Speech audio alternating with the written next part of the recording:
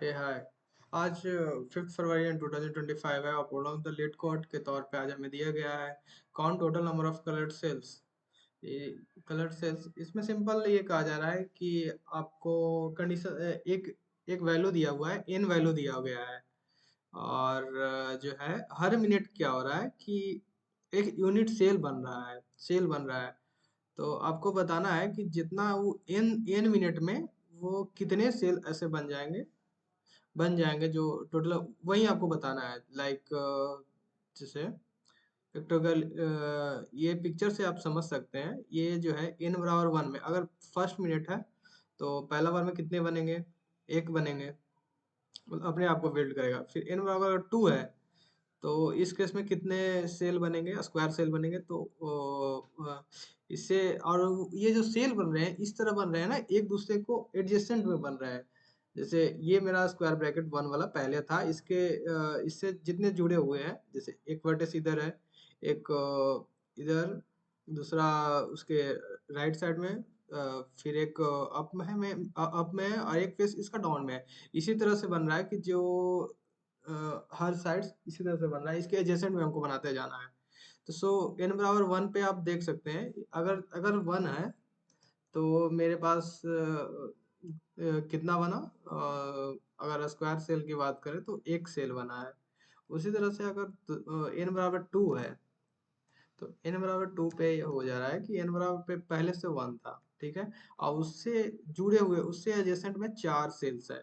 तो चार हमें 4 और मिल गए, यानी कि टोटल 5 सेल बन गए, जैसा कि आप यहाँ पे देख सकते हैं। यहाँ पे टोटल 5 सेल्स है। एंड उसके बाद अगर n बराबर मेरे पास 3 है, n बराबर अगर मतलब 3 है, अगर हमको दिया 3 मिनट तक अगर ये सेल बनते रहेगा तो तब क्या होगा कि 4 है। और उस और ये जो चार अब क्या है कि ये बीच वाला तो नहीं चलेगा भाई, बीच वाला तो वो कर दिया। अब ये चारों के जो एडजेसेंट में है मेरा, ये जो चार है, ये चारों के जो एडजेसेंट वर्टिसेस है उस पे चलेगा। यानी कि अगर देखा जाए तो ये चारों के एडजेसेंट में हमारे पास टोटल टोटल हो जाएंगे, एक यहाँ, एक, दो, तीन, चार, पाँच, छ, ठीक है। जैसे ये देख सकते हैं, ये जो चारों थे, चार और एक बीच वाला पांच, तो पांचों के एडजेसेंट में हम देख लेते हैं। तो एक यहाँ, एक यहाँ, तो दो दो हो गए, तीन, चार, फिर पाँच, छः, सात एंड आठ, यानी टोटल 8 बने हैं। टोटल 8 बन चुके हैं। यानी अब अगर सिंपली समझे तो ये कोई कंसेप्ट नहीं है, इसमें कोई आपको ग्राफ या ट्री का कुछ लॉजिक नहीं लगाना है।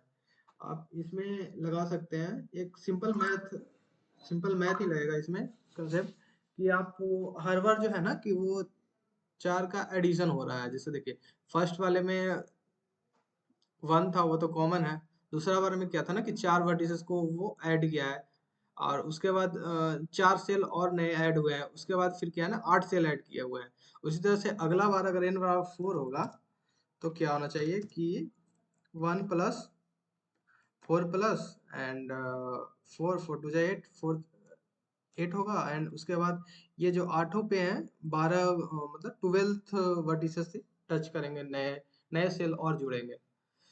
तो यही लॉजिक था, ये सिंपल मैथ हमें समझना था इसमें, इस कोड में।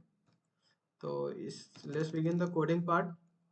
तो कोडिंग पार्ट के लिए आप सिंपल सबसे पहले बेस केस में ये ले लें कि अगर n इक्वल इक्वल टू 1 है तब तुम्हारा आंसर रिटर्न हो जाएगा 1 ही रिटर्न हो, मतलब एक ही सेल होगा। अगर 1 मिनट तक चलना है हमको, क्या है कि एट एवरी फर्स्ट मिनट, मतलब 1 मिनट तक अगर चलना है तो एक ही होगा। और फिर उसके बाद एक इंट वैल्यू ले लें एंड देन हमारे को हमको आंसर देना है लॉन्ग लॉन्ग में, मतलब वेरी बिग नंबर आएगा क्योंकि 4 से बार बार मल्टीपल करते जाना है। तो answer equal to sir equal to 0 से शुरू करें, देन 0 नहीं, बाय डिफॉल्ट हम लोग 1 से शुरू करते हैं कि शुरुआत में कुछ नहीं है तो 1 है। उसके अंदर वाइल के अंदर हम लॉजिक लगा दिए कि हाँ, तब तक चलना है जब तक ये 0 मिनट ना हो जाए। और उसके बाद हर बार क्या करना है ना कि answer equal to answer plus और उसको 4 के साथ गुना कर देना है। तो 4 इंटू एंड 4 के साथ क्या गुना होगा, हमारा आई गुना होगा। मतलब हर बार जैसे ही, मतलब आई बराबर 0 है तो आंसर हमारा 0 ही रहेगा। अगर आई बराबर 1 हो जाएगा यानी कि 1 मिनट पे है तो 1 मिनट पे क्या होगा 4 into 1 यानी कि 4 नए सेल जुड़ेंगे। अगर दूसरा 2 मिनट पे है तो 4 into 2 यानी 8 मिनट हो जाएगा, 8 नए सेल जुड़ेंगे एंड वो आई अपडेट भी होगा, तो नया आगे बढ़ते जाएगा। सो ये एंड इसके बाद जैसे ही मिनट खत्म होगा हमारे पास तो वो आंसर को रिटर्न कर देगा, रिटर्न आंसर। सो यहाँ से हम टेस्ट केस चलाएंगे पहले, क्वेश्चन ये है। ओके हाँ, यहाँ पे हमने टर्मिनेट नहीं किया इसको। अब टेस्ट केस, तो जैसा कि आप देख सकते हैं यहाँ पे जो टेस्ट केस है वो फाइनली चल गया है, फुल एंड फाइनल सबमिशन। ये पूरा सबमिट भी हो चुका है अच्छी तरह से। हम्म, पता नहीं, ठीक है, ये फाइनल सबमिट भी हो चुका है। So this is the final code and that's all. ज़्यादा कुछ था नहीं इसमें, सिंपल मैथ का लॉजिक आपको लगाना था और एक पैटर्न को आपको समझना था। पैटर्न रिकॉग्नाइजेशन से सवाल था कि कौन सा पैटर्न में हम आगे बढ़ रहे हैं। That's all.